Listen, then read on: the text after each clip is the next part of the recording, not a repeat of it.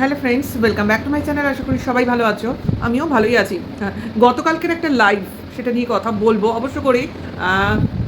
কিছু বিচক্ষণ ব্যক্তিদের লাইভ চললো, যেটা কিনা দেখার ধৈর্য ছিল না। ভাই, এরা শুরু করে কখন, শেষ করে কখন? প্রায় কতক্ষণের লাইভ হয়েছিল? 3 ঘন্টা তো হবেই না। 3 ঘন্টা কি খুব কম বলে ফেললাম? দাঁড়াও, টাইমটা দেখে বলি। না, 3 ঘন্টা 3.5 ঘন্টার লাইভ হবে। যাই হোক, ওরমই, তার বেশি নয়। যাই হোক, এটাই বা কম কি? কারা যারা এই লাইভে থাকে, এদের কি ঘর সংসার বলে কিছু নেই? আমার মনে হয় ভাই, কারণ লেট নাইট লাইভ, আবার টানা এতক্ষণ ধরে বসে থাকা, এটাই হচ্ছে বেশি কষ্টকর ব্যাপার। যাই হোক, স্ট্রিমলাইট ছিল, আসছে যাচ্ছে লোক, সেটাই কথা। কিন্তু যারা কনস্ট্যান্টলি ছিল অবশ্য করে রিতম এবং সেই সেবিকা ম্যাডাম। আচ্ছা, তারই চ্যানেল, তার লাইভ, তার স্ট্রিম, কাজে তার ইচ্ছা সেই অনুযায়ী লাইভ পরিচালিত হয়েছে এবং লোক আসছে গেছে। এবং যাদের নিয়ে আলোচনা, তার মধ্যে অবশ্য করেই একজন উপস্থিত ছিল, আরেকজন উপস্থিত হয়নি বা হতে চায়নি। অবশ্য করে তার ইচ্ছা ছিল না, সেটা আমরা জানতে পেরেছি তার মুখ দিয়েই। তার কোনোভাবেই এই লাইভে আসার ইচ্ছা ছিল না, আসেওনি, দেখতেও পাওয়া যায়নি। হ্যাঁ, যেটা একটা নতুন খবর আমাদের সামনে চলে এলো, সেটা হলো রিতম তার চ্যানেলে আবার নতুন করে ভিডিও দিতে পারছে, অর্থাৎ আজ থেকেই সম্ভবত আসবে। কারণ যেটা আমরা শুনলাম গতকাল, সম্ভবত পারমিশন পেয়েছে, মোবাইল হয়তো ফেরত পেয়েছে, নাহলে কী করে ভিডিও দেবে, তাই না? আর যেটা হলো, সব কিছুই শ্রেয় চলে যাচ্ছে ওই সেবিকা ম্যাডামের ওপর। তা আমি বলি, আইনের কি খুব এখন প্রয়োজনীয়তা অনুভব করছেন আপনারা? সবই দেখছি সেবিকা ম্যাডামের হাতে। উনি কি এখানে হর্তাকর্তা বিধাতা? না, আসলে তা নয়। আসলে কিছু লোক এমন গর্হিত অপরাধ করে ফেলেছে, যারা কিনা ওনা ট্র্যাপে পড়েছে। তার জন্যই তারা ওনাকে কেন্দ্র করেই চলতে ফিরতে চাইছে। অ্যাজ ইফ রিতমকেই ধরুন না, ও এমনই ফ্যাসাদে পড়েছে যেখান থেকে ও এমনিই বেরোতে পারবে না। এই ম্যাডামের জন্য না, ওর কাজটাই এরকম ছিল। কাজেই ভালোভাবে একটা মানে বলে না, মুরগি পাকড়াও করা, সেটাই করেছে এবং সেটা নিয়েই চলতে এখন চেষ্টা করছে। আর বাদবাকি যারা, তাদের তো সেইভাবে ধরতে পারছে না, তাই ওটা চেষ্টা চরিত্র চলছে। দেখা যাক পরবর্তীকালে কী দেখি বা কী হয়। যাই হোক, একটা শো দেখলাম, একটা মানে এন্টারটেনমেন্ট একটা শো হলো, যেখানে কিনা একজন প্রার্থনা করছে, ক্ষমা ভিক্ষা চাইছে, অপরপক্ষ বিগলিত করুণা হয়ে তাকে ক্ষমা করছে এবং আশীর্বাদ করছে এবং সঙ্গে প্রচুর প্রচুর জ্ঞান দিচ্ছে। কাকে না? একটা 3 লাখ প্লাস ইউটিউবারকে।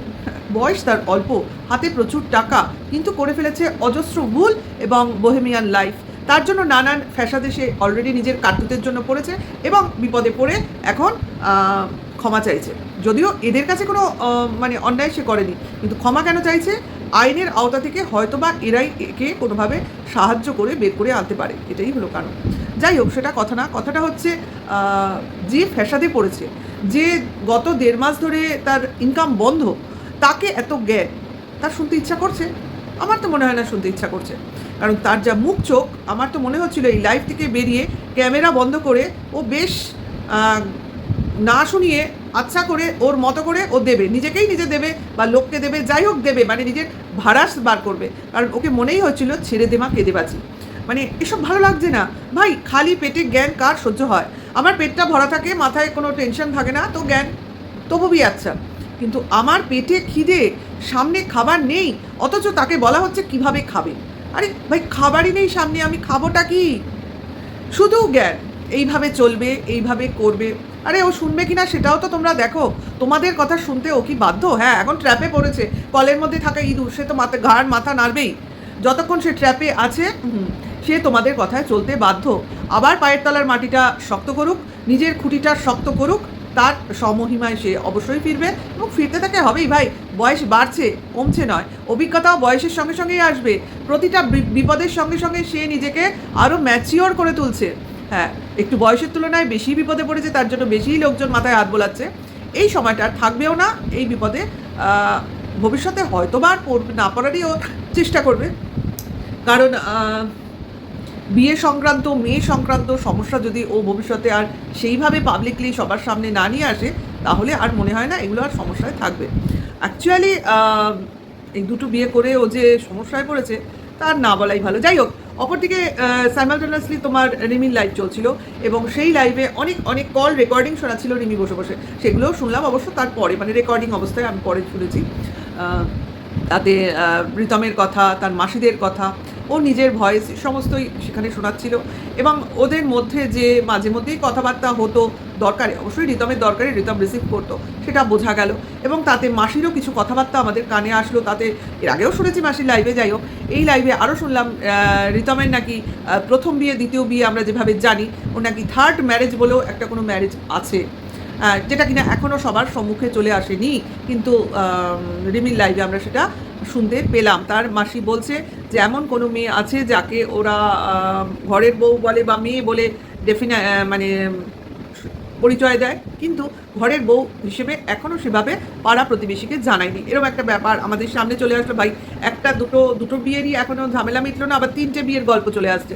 যাই হোক, আর আবার একটা মুসলমান মেয়ের কথাও শুনলাম, যাকে নিয়েও কিছু ক্যাওয়াস আছে, পরিষ্কার করে পুরো ব্যাপারটা সামনে আসেনি। এর মধ্যে সঙ্গে সঙ্গেই মনে হলো, কারণ রিতমও কিছু ঝামেলায় ফেসে আছে বলে অনলাইনে বললো, যেটা নিয়ে বললো এখন বলা যাবে না বা বলবো না, যেটা কিনা ম্যাডামের সঙ্গে ম্যাডাম করেনি বা অন্য কেউ করেছে এই সংক্রান্ত। তার মানে আমরা ধরে নিতেই পারি কিছু তো গণ্ডগোল আছেই ভাই, এবং এই মেয়ে সংক্রান্ত কেসেই ওই ছেলেটা ফেসে রয়েছে। তার জন্যই এত ক্ষমা প্রার্থনা, এত মাফ করে দাও এই ভনিতা। যাই হোক, সেটা কথা না। আবার শুনলাম পাড়াও নাকি ছাড়া সুদূর শিলিগুড়িতে বসে রয়েছে, এটাও তো শুনতে পেলাম, কানে এলো। সত্য অসত্য মিথ্যা সব কিছুই সামনে ধীরে ধীরে আসবে। বাড়ি ছাড়া শুনলাম। যাই হোক, অনেক কিছু ঘোটালা ভেতরে আছে, কারণ এমনি এমনি কেউ ইঁদুরকে ধরে না। ইঁদুর অনেক রকম অনিষ্ট করে, তখনই তাকে ইঁদুরের কলে ঢোকানো হয়। অ্যাকচুয়ালি সেটাই হয়েছে ব্যাপার। কাজেই একটা ইঁদুরকে দেখিয়ে সব মানুষকে ভয় পাওয়ানো সম্ভব নয়। এরা সেটাই চাইছে, একটা ইঁদুরকে দেখানো, দেখো একে কীরকম ট্র্যাপে ফেলেছি, তোমাদের সবাইকে ট্র্যাপে ফেলবো। তা তো হয় না রে ভাই, সবাই তো ইঁদুরের মতো ইঁদুর হবে বা ইঁদুরের মতো অনিষ্ট করবে এমন তো কথা নেই। যাই হোক, সাইমালটেনিয়াসলি রিমির লাইফটা থেকে অনেকটাই উপকৃত হলাম। দুটো লাইভ পরপর দেখে বোঝা গেল কে কীভাবে জিনিসটাকে ঘোরাতে চাইছে, ফেরাতে চাইছে। অ্যাকচুয়ালি আমরা ফাইনালি যেটা বুঝতে বা জানতে পারলাম, রিমি চাইছে না এইরকম ছেলের সঙ্গে থাকতে। অ্যাকচুয়ালি থাকার কথাও নয় রে ভাই। এই ছেলেকে কে চায়? ওই দেখতে রসগোল্লার মতো হলেই কি তাকে হাজব্যান্ড হিসেবে পাওয়ার জন্য স্বপ্নে দেখতে হবে ভাই? আমি বলি হাজব্যান্ড যদি বউয়ের থেকে বেশি সুন্দর হয় দেখতে, তাকে না বিয়ে করাই ভালো। আমার পলিসি এটাকে বলে। কারণ ভাই আমার এই পলিসি ছিল, সেই জন্য আমি সবাইকে আমার পলিসিটাই সাজেস্ট করব। এবার যার যার চয়েস তার তার কাছে, ঠিক আছে? কারণ আমার হাজব্যান্ড যদি আমার থেকে সুন্দর হয় দেখতে, ভাই লোক আমাকে না দেখে আমার হাজব্যান্ডকে দেখবে, আমি সেটা কখনোই চাইবো না। কারণ আমি চাইবো আমার হাজব্যান্ডকে শুধু আমিই দেখবো, তাই না? এটাই হওয়া উচিত। আর আরেকটা কথা যেটা আমি সবাইকে বলবো, এমন কাউকে বিয়ে করো যে তোমাকে ভালোবাসে, আর তুমি এমন কাউকে বিয়ে করো না যাকে তুমি ভালোবাসো।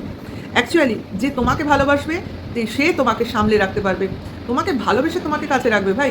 আর তুমি যাকে ভালোবাসবে সে তোমাকে ভালো নাও বাসতে পারে। এটাই হলো লজিক। কারণ ভালোবাসাবাসি এগুলো একটা অল্প বয়সের ইনফ্যাচুয়েশন ছাড়া কিছু নয়।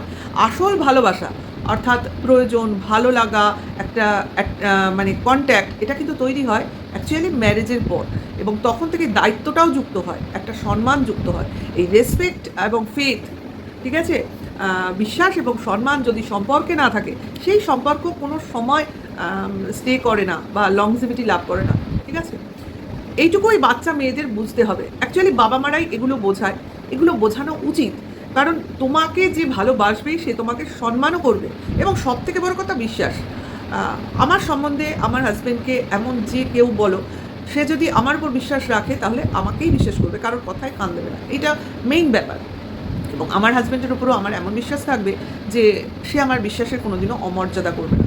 কাজে এইগুলো হচ্ছে দুজনের মধ্যে একটা কন্ট্যাক্ট, পজিটিভিটি, এইটা থাকাটা খুব প্রয়োজন, যা এই বাচ্চা ছেলেমেয়েগুলোর মধ্যে নেই। কারণ ম্যাচিওরিটিই নেই। এগুলো তো ম্যাচিওরিটি থেকে আসে। এদের মধ্যে পুরোপুরি যেটা কাজ করছে, ছেলে মানুষই, ইগোয়েস্টিক এরা, প্লাস এরা হুইমজিক্যালি চলে। এই তিনটে কাজের জন্য, গুণের জন্য এরা অ্যাকচুয়ালি সংসারের উপযুক্তই হয়ে ওঠেনি ভাই। যারা এদেরকে নিয়ে সংসার করাবার কথা ভাবছো, সংসারে ঠেলে দেওয়ার কথা ভাবছো, তারা অ্যাকচুয়ালি ইম্যাচিওর।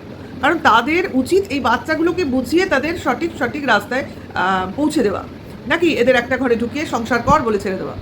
ভাই নেওয়া যায় না, এদের এত ইম্যাচিউরিটিটা আর নেওয়া যায় না। এরা কন্ট্রোভার্সি ক্রিয়েটার, লোকের দোষ গুণ খুঁজে বার করে, কিন্তু এদের কথাবার্তার মধ্যেই তো দোষ লুকিয়ে রয়েছে।